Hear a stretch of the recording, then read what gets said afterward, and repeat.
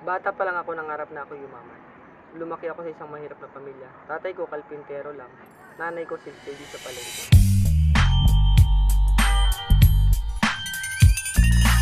Naalala ko noon, grade 6 ako na to yung age of 12. Nagkaroon ng malubhang karamdaman ng tatay ko. So walang choice. Ang ginawa ko, tumulong ako kagad sa kanila. So ang ginagawa ko, pumupunta ako ng Tuguegarao para at least magbenta ng lighter, bawang sibuyas tsaka garter. Pag may nakikinikitang maliit na pera, ang ginagawa ko, pinambibili ko ng gamot. So ang masaklap pa noon, December 2000, namatay ang tatay ko.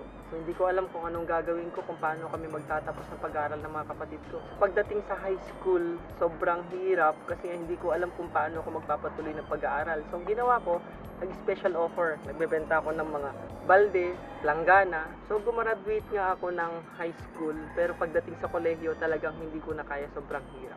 Nag-apply ako sa isang department store ng janitor. As a janitor, sobrang hirap kasi nga lahat ng classmate ko nung high school, kinukutya ako sa tuwing makikita nila ako. So sabi ko, okay lang yan, bilog ang mundo, hindi natin alam ang pagbabago ng pagkakataon. After ng contract ko, natanggap naman ako sa isang McDonald's.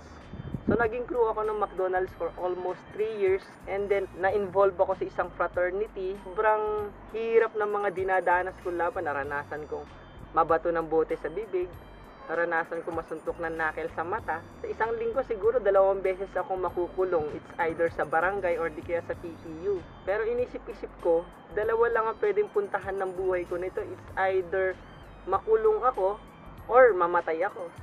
So nagpray ako kay Lord, sabi ko, Lord, bigyan mo ako ng pagkakataon na kung saan mababago ko yung takbo ng buhay ko at may babalik kong respetong nawala sa akin na matutulungan kong pamilya ko. After 2 days that prayer, bigla ako naka-receive ng text. Nang sabi sa text, do you want to be a part of the Millionaires Club? Sabi ko sarili ko, lokohan yata to. Ito yung tinatawag lang spam text. So since curious ako that time, so pinuntahan ko siya. Nahihiya pa ako pumasok sa seminar room kasi ang itsura ko nun, taong kanto.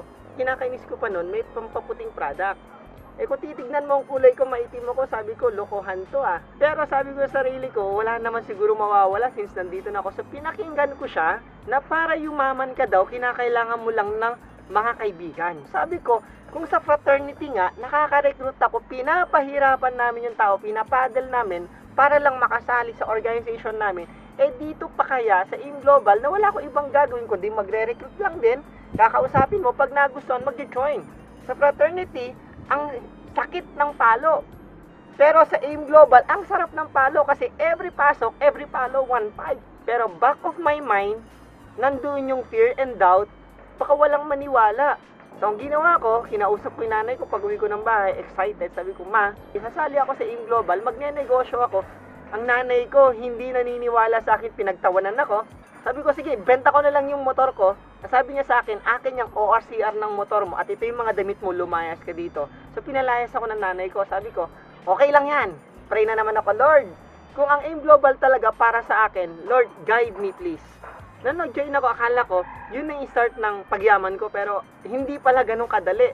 So dami ko pinagdaan ng hirap, kutya, panlalait.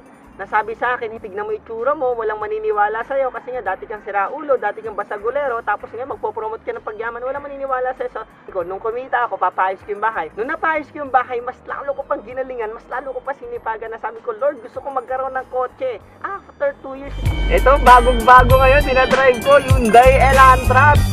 Ang bango! Nung nabili ko sa sakyan, pag uwi ko ng bahay namin, hindi ako marunong mag-drive. Ang AIM Global ngayon, mas lalo lumalaki na lumalaki. Sa mga nanonood ng video na to, sana na-inspire kita. Ako po si Albert Pagulayan, na dating konsumisyon, ngayon, inspirasyon.